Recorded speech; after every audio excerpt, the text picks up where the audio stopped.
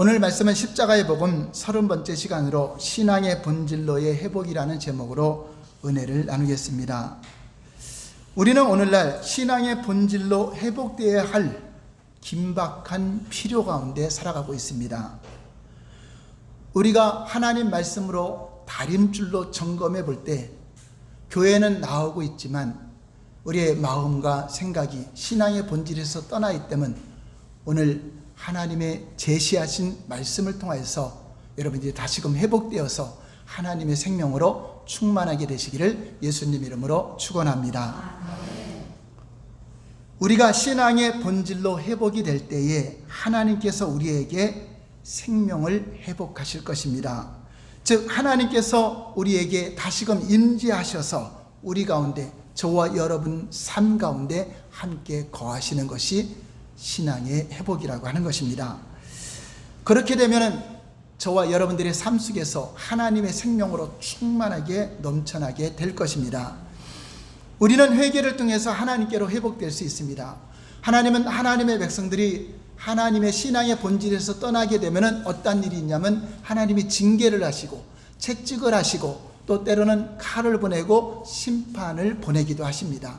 그것은 우리를 잘못되라고 하는 것이 아니라 하나님께로 본질로의 신앙이 회복되라고 하나님의 사랑으로 채찍질을 해주는 것입니다.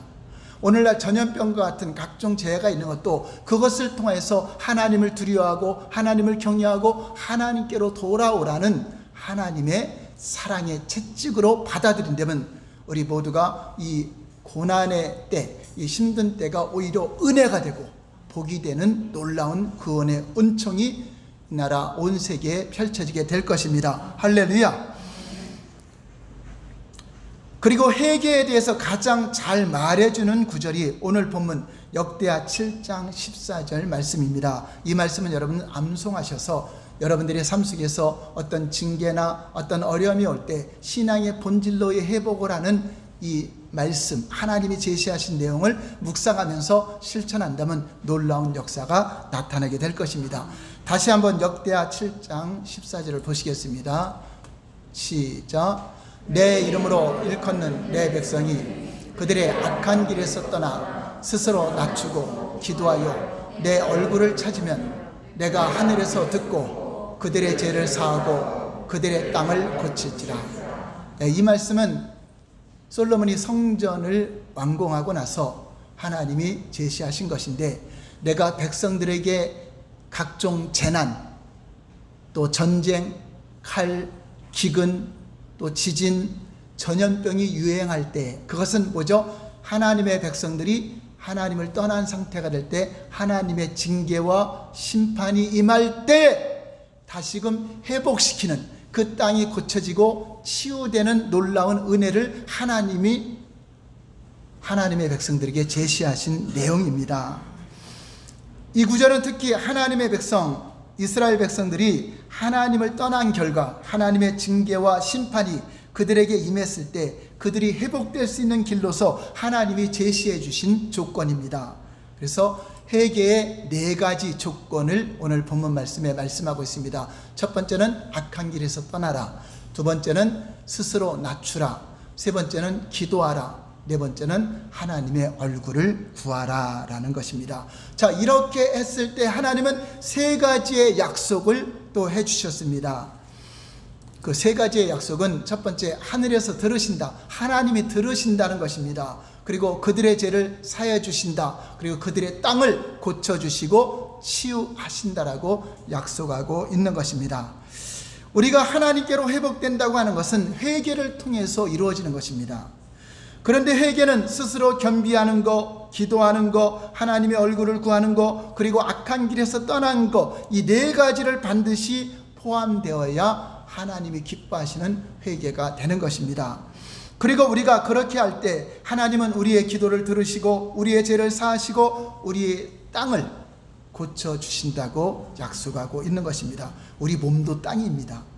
한마디로 말하면 하나님께서 우리에게 회복되신다. 그건 뭐죠? 하나님이 다시금 함께 하시고 임재하시고 생명으로 충만하게 역사하신다는 것입니다. 그럼 오늘 이 네 가지를 중심으로 해서 하나님께로 신앙의 본질로 회복하는 것에 대해서 하나님이 제시하신 것을 함께 은혜를 나누겠습니다. 저와 여러분들이 오늘 이 네 가지를 잘 수행한다면 여러분 개인은 물론 교회에도 놀라운 하나님의 생명으로 역사하게 될 것입니다. 첫 번째가 신앙의 본질로의 회복, 첫 번째는 스스로 낮추는 것. 반드시 있어야 할 네 가지 조건 중 첫 번째가 스스로 겸손하게 겸비하여 자신을 낮추는 것입니다. 우리의 회개가 올바른 회개가 되기 위해서는 반드시 먼저 스스로 낮추는 겸비함이 있어야 돼요. 그래서 하나님 앞에 스스로 낮추고 겸비하는 것이 무엇인가를 또 알아야 돼요. 이 자체가 없으면 회개는 시작조차 하지 못하는 것입니다. 그래서 성경에도 이 조건이 가장 먼저 제시되어 있습니다. 그런데 우리말 성경에는 이 네 가지 순서가 좀 바뀌어 있어요. 바뀌어 있는데 약간 틀리게 나와 있지만 영어 성경에서는 정확하게 번역해서 스스로 낮추고 겸비하는 것이 가장 먼저 나와 있습니다. 그런데 문제는 스스로 낮추고 겸비한다는 것이 무슨 의미인가? 성경에서 말하는 스스로 겸비하는 것은 남들 앞에서 자신을 낮추는 것이나 허리를 깊이 숙여 인사하는 것이나 자신에 대해서 늘 다른 사람보다 비하시키는 것, 그런 행동을 말하는 것이 아닙니다. 성경에서 말하는 낮추고 스스로 겸비하는 것은 하나님 말씀 앞에 그 말씀을 인정하고 동의하고 그 말씀 앞에 엎드리는 자세, 그것이 곧 하나님 앞에 겸비하는 자세라고 하는 것입니다. 이것을 요시야의 예를 통해서, 요시야 왕의 예를 통해서 우리가 함께 점검해 보겠습니다. 역대하 34장의 내용을 보시면 하나님의 백성들이 하나님을 떠나 범죄했기 때문에 하나님은 그들에게 재앙을 내리시리라고 말씀하고 있습니다. 역대하 34장 24절 25절 볼까요? 재앙이 왜 오게 되는가? 시작. 여호와께서 이같이 말씀하시기를 내가 이곳과 그 주민에게 재앙을 내리되 곧 유다 왕 앞에서 읽은 책에 기록된 모든 저주대로 하리니 이는 이 백성들이 나를 버리고 다른 신들에게 분향하며 그의 손의 모든 행위로 나의 노여움을 샀음이라. 그러므로 나의 노여움을 이곳에 쏟으며 꺼지지 아니하리라 하라 하셨느니라. 하나님의 신앙의 본질에서 하나님 백성들이 떠났을 때 그들의 마음속에 우상이 생기고 다른 하나님의 뜻과 상관없이 살아갈 때 하나님은 그들에게 재앙을 내리신다, 징계하신다, 심판의 칼을 보낸다라고 말씀하고 있는 것입니다. 그런데 요시야 왕의 사는 날 동안에는 그 재앙과 심판을 하지 않겠다라고 약속합니다. 요시야 왕은 그 재앙에 들어가지 않고 평안히 살다가 죽게 될 것을 말씀하고 있습니다. 역대하 34장 28절 볼까요? 시작.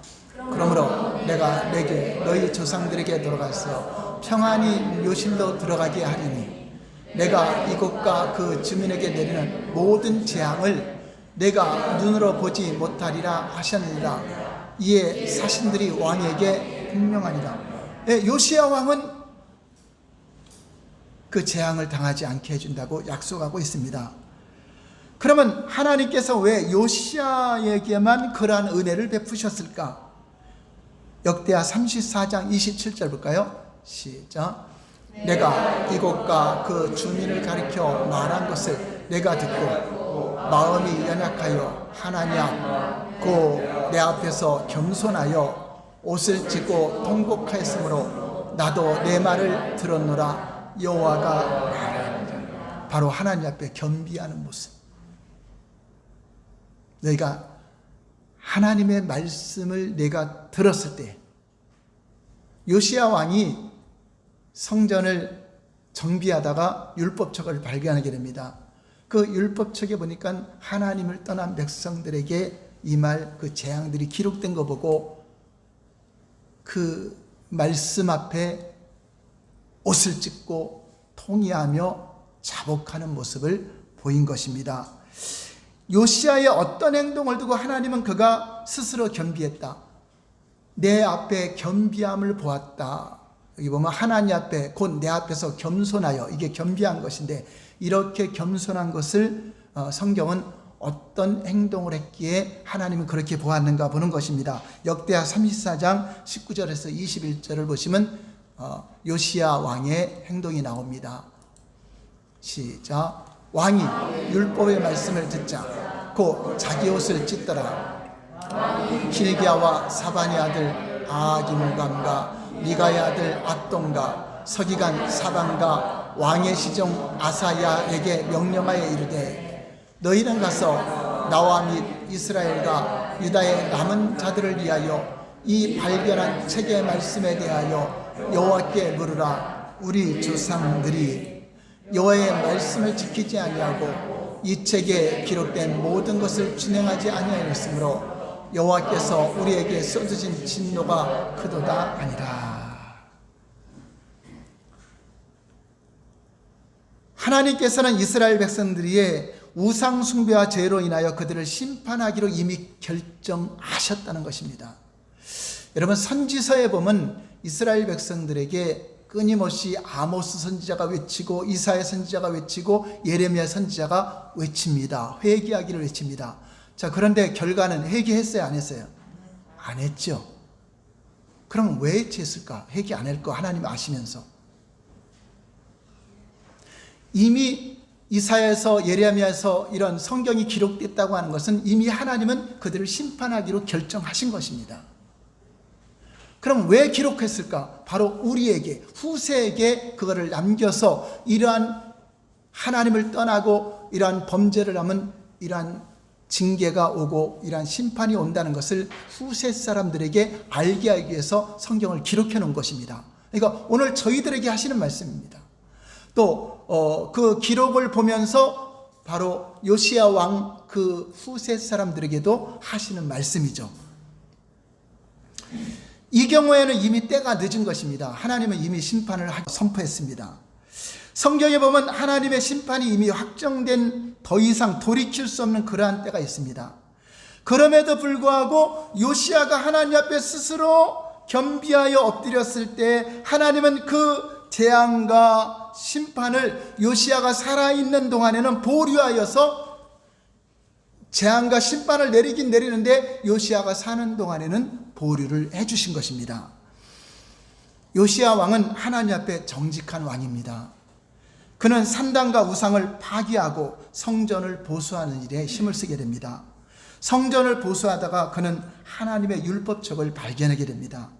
그 율법책을 읽으면서 그는 자기 조상들 때부터 하나님의 떠난 결과 자신들에게 또 백성들에게 하나님의 진노와 심판이 있다는 것을 깨달아 알게 된 것입니다. 그러자 그는 하나님 앞에 옷을 찢고 겸비하여 무릎 꿇게 됩니다. 이것을 성경은 하나님 앞에 스스로 겸비한 자세라고 표현하고 있는 것입니다. 저와 여러분들도 그냥 스스로 겸손한 척 하는 것이 겸비하는 것이 아니라 하나님 말씀 앞에, 내가 하나님 말씀 앞에 떠나 있구나, 나와 내 가정이 하나님 말씀 앞에서 떠나 있구나, 그것을 알고 그 말씀 앞에 여러분들이 자복하고 무릎 꿇는 그 자세가 바로 하나님 앞에 겸비하는 자세를 갖는 것입니다. 오늘날 많은 성도들은 심지어 명백한 죄를 짓고도 하나님 말씀 앞에 떨지도 않고 정직하게 대면하려 하지 않고 있습니다. 그들은 자신을 정당화시킵니다. 여러 가지 핑계를 댑니다. 또 다른 사람들과 비교해서 자신은 적당히 그냥 넘어가려고 합니다. 자신들의 죄를 직면하는 것 자체를 싫어합니다. 또한 죄를 심각하게 다루거나 회개의 메시지를 전하는 것을 싫어해요. 마지막 때가 가까이 올수록 사람들은 자신들이 좋아하는 말을 해주는 스승들을 듣게 돼요. 자기 사욕을 따르는 스승,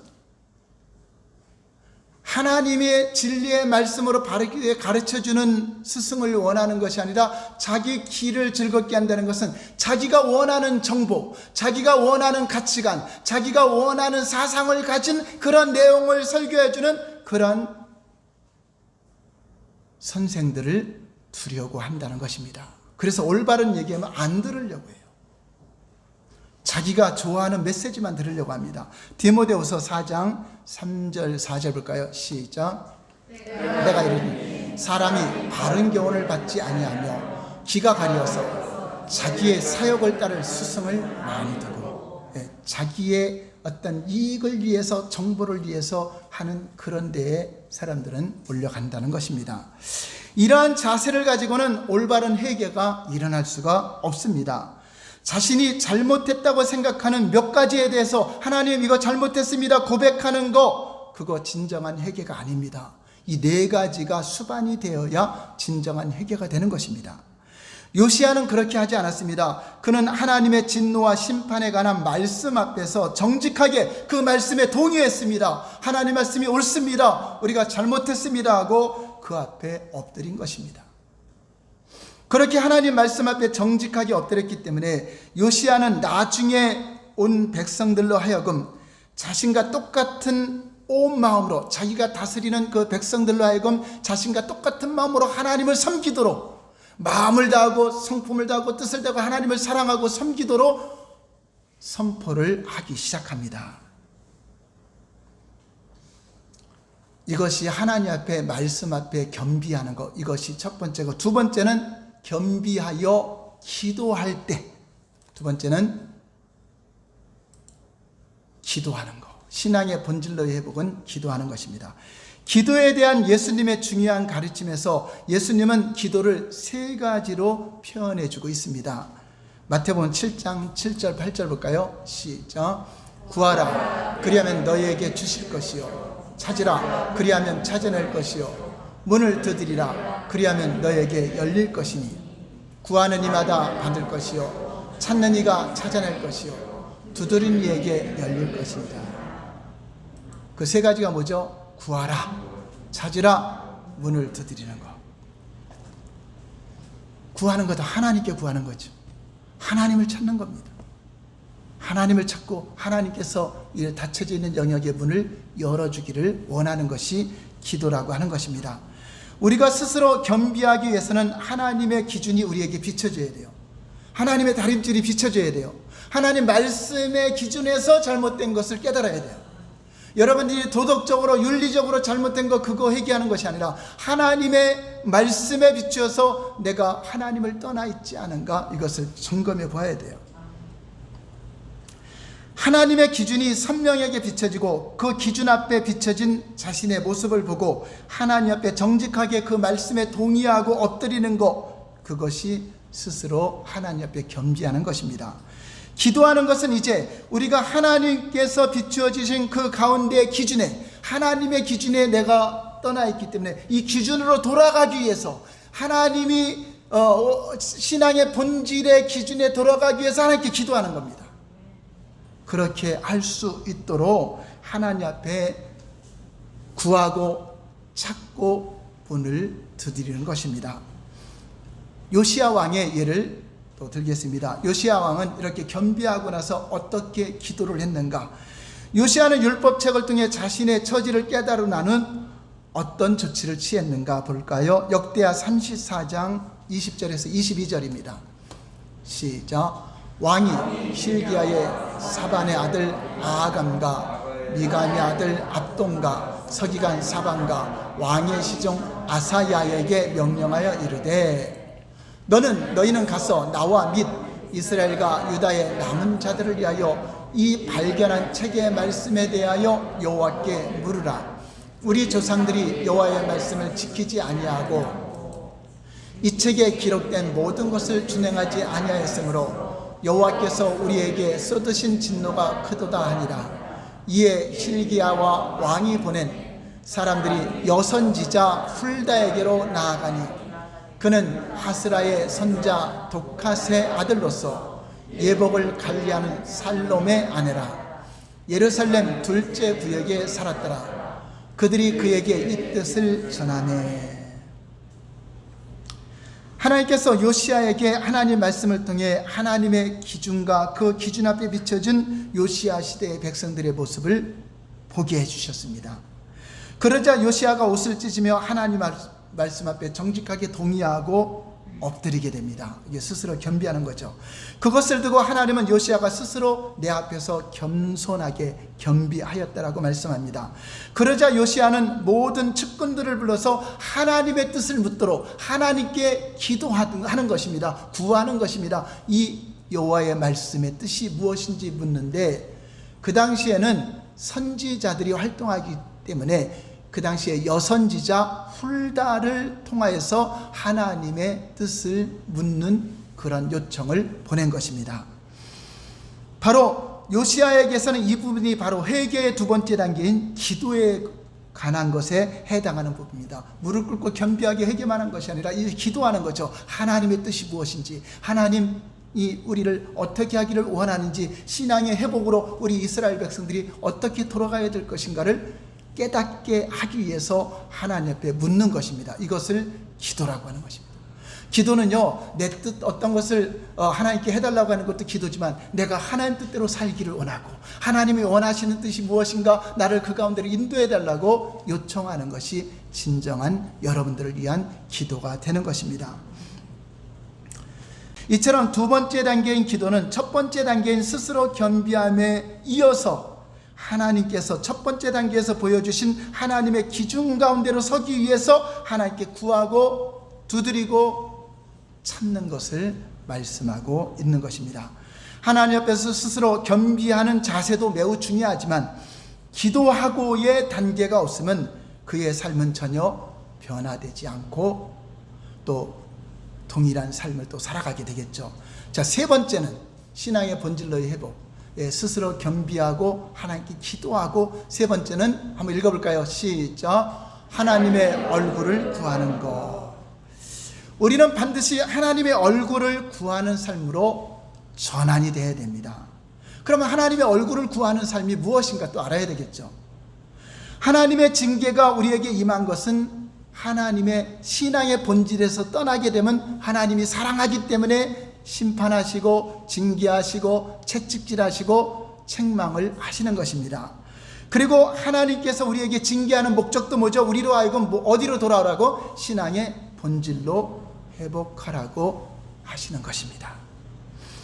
그러면 여러분 삶 속에 징계가 오고 어려움이 오면 바로 신앙의 본질로 회복하려고 이 네 가지를 묵상하고 생각을 하시기 바랍니다. 어떤 사람들은 당면한 문제의 해결만을 위해서 간절히 부르짖어 기도하고 금식하고 작정 기도하고 철야를 합니다. 그들은 하나님의 얼굴을 구하는 삶으로 돌아가려 하지 않고 그냥 자기의 문제만 해결하려고 합니다. 물론 하나님은 그거에 대해서 응답도 해주시지만, 그 사람은 절대로 하나님과의 신앙의 본질로 회복이 불가능하다고 하는 것입니다. 하나님과의 신앙의 본질의 회복은 하나님의 얼굴을 구하는 삶이요, 하나님과 친밀한 교제요, 하나님의 임재 가운데 살아가는 것을 말하는 것입니다. 그렇기 때문에 하나님의 얼굴을 구하는 삶이 없는 회개는 결국 진정한 회개가 되지 않는다는 것입니다. 왜냐하면 그들이 아무리 과거에 행한 잘못된 죄에 대해서 부분적으로 회개했다 할지라도 그들이 여전히 삶 속에서는 전존재로 하나님을 사랑하지 않고 하나님을 떠난 상태에서, 마음이 떠난 상태에서 살아가고 있다면 그 회개는 회개가 아니라는 것입니다.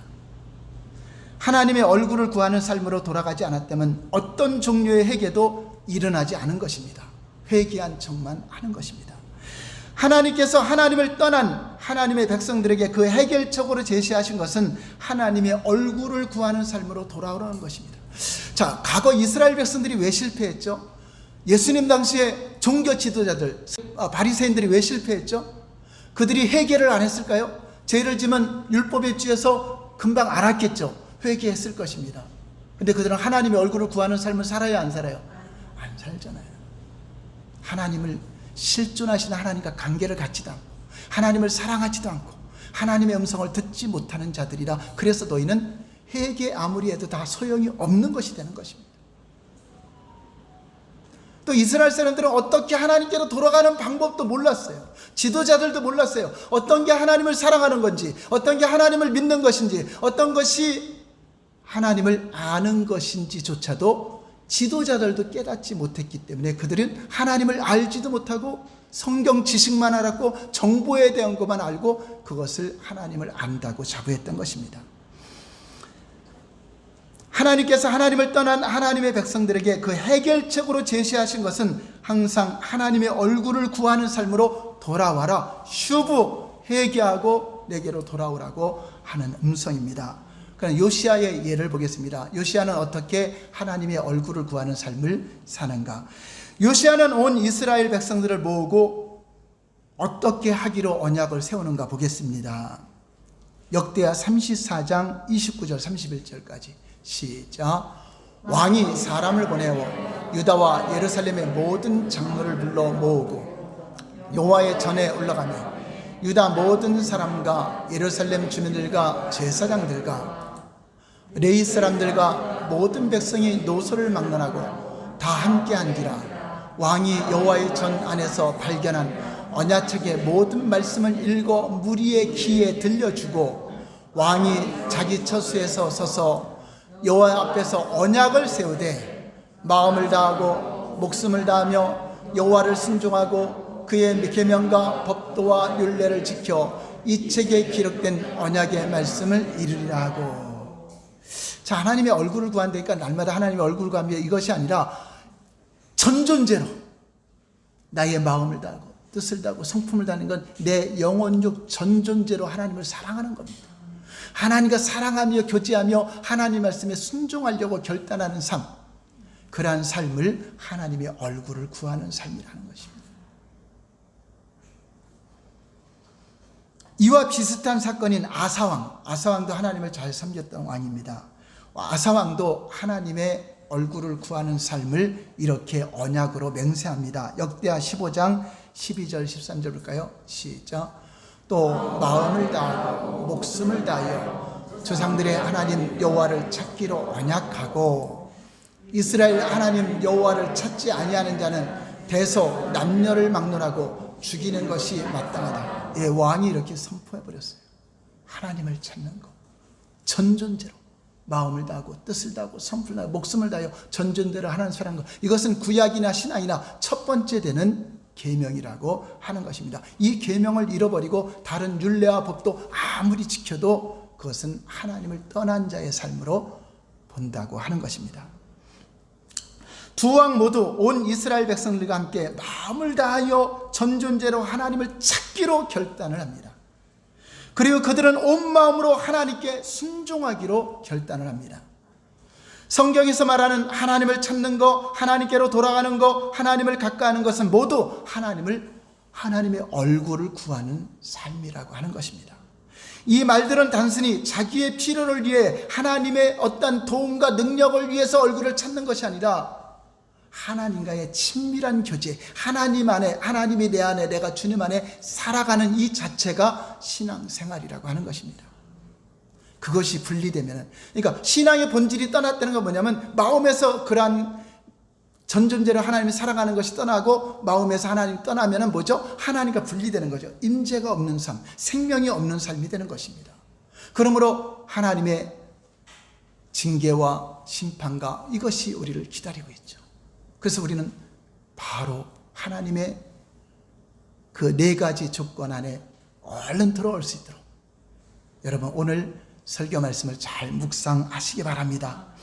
말라기 시대에는 심지어 제사장들까지도 종교 지도자들까지도 하나님께로 돌아오는 의미를 몰랐습니다. 우리가 언제 떠났습니까? 우리가 성전에 있는데 언제 하나님을 떠났습니까?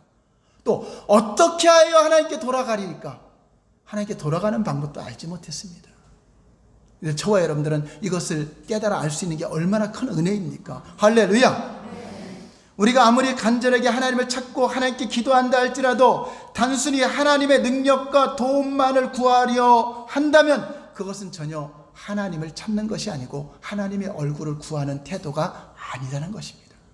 먼저 관계 회복이 된 가운데 기도 응답도 있는 것입니다. 오늘날 교회도 말라기 시대 상황과 같지 않나 생각합니다. 왜냐? 어떻게 하나님께 돌아갑니까? 교회에 나왔는데 이게 돌아온 거죠. 이렇게 생각하는 사람이 얼마나 많아요. 마음은 전혀 떠나 있는데. 또한 하나님을 찾는 자세는 마음과 뜻과 성품을 다하여 전존재로 하나님을 찾고 사랑하는 것입니다. 그것이 바로 하나님의 얼굴을 구하는 백성들에게 하나님은 그런 자에게 임재하시고 생명으로 나타나시는 것입니다. 마지막으로 신앙의 본질로 회복은 악한 길에서 떠나는 것. 악한 길에서 떠나는 삶, 그것이 되어 회개에 합당한 열매를 맺기 때문에 회개가 완성이 되는 거예요. 아무리 회개하고 아무리 하나님 얼굴을 구하는데 악한 길로 살아간다. 여러분, 악한 길이니까 죄 짓는 건데 그 뭐죠? 자기 마음대로 살아가는 게 악한 길입니다. 각기 제 길로 가는 것이 악한 생활이죠. 하나님이 주인인데 하나님 뜻과 상관없이 자기 하나님 의지하지 않고 살아가는 게 악한 길입니다. 결국 안 믿는 사람은 다 악한 길이죠. 그래서 악한 길에 떠나는 건 하나님께로 돌아오라는 거, 그 이야기입니다. 그래서 여러분들이 이제는 하나님을 의지하고 하나님을 믿고 그분의 뜻대로 살려고 살아가는 삶이 회개에 합당한 열매를 맺는 거죠. 그래서 스스로 겸비하는 것은, 겸손한 마음 갖는 것은, 성경 앞에 말씀 앞에 겸손한 마음을 갖는 것은 회개의 첫 단추입니다. 두 번째, 기도하는 것은 회개에서 없어서는 안 될 과정입니다. 세 번째, 하나님의 얼굴을 구하는 것은 회개에 있어서 가장 핵심적인 것, 얼굴을 구하는 삶. 그리고 악한 길에서 떠나는 것은 회개의 완성을 말하는 것입니다. 우리가 아무리 첫 세 단계를 거쳤다 할지라도 악한 길에서 떠나지 않으면 회개는 완성이 되지 않고 계속 날마다 또 거기에 죄책감에 빠지게 됩니다. 악한 길에서 떠나는 것은 그동안 우리의 삶 속에서 하나님을 대체했던 것, 우리 삶 속에서 하나님 중심으로 살아가는데 하나님 말고 대체했던 우상들을 버리는 겁니다. 우리 십자가의 복음 계속하고 있죠. 전에 배웠던 내용입니다. 하나님이 있어야 될 자리에 대체하는 게 뭐죠?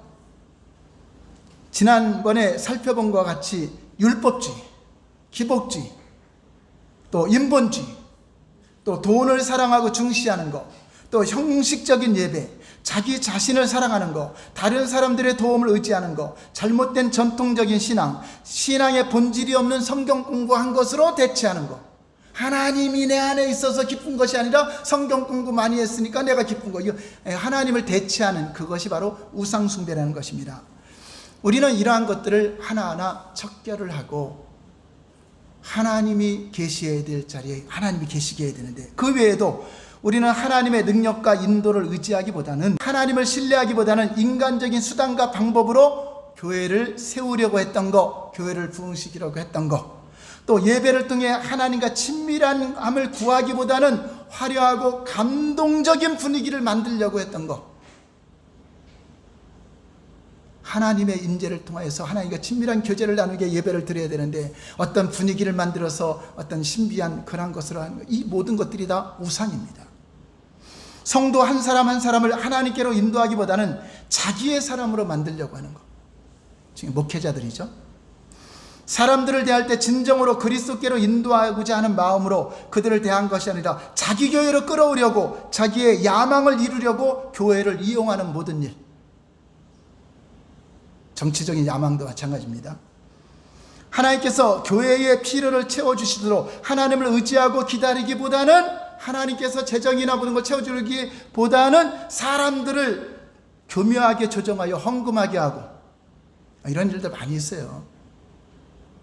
사람들을 붙잡기 위해서 직분을 남발해서 떠나가지 못하게 한다든가, 하나님께서 세우시는 일꾼을 분별하여 세우기보다는 교회에 헌금을 많이 할 수 있는 사람을 일꾼으로 세우려고 하는 것, 이러한 것들이 우리가 하나님을 의지하기보다는 우상, 사람을 의지하는 그러한 것들 다 척결해야 되는 것입니다. 이렇게 회개는 때로는 많은 것을 요구하는 대가가 필요합니다. 여러분이 내려놓아야 되기 때문에. 그러나 여러분들이 하나님의 얼굴을 구하고 하나님 뜻대로 겸비하고 살아가려고 하는 자는 넉넉하게 어떠한 대가도 치르게 된다고 하는 것입니다.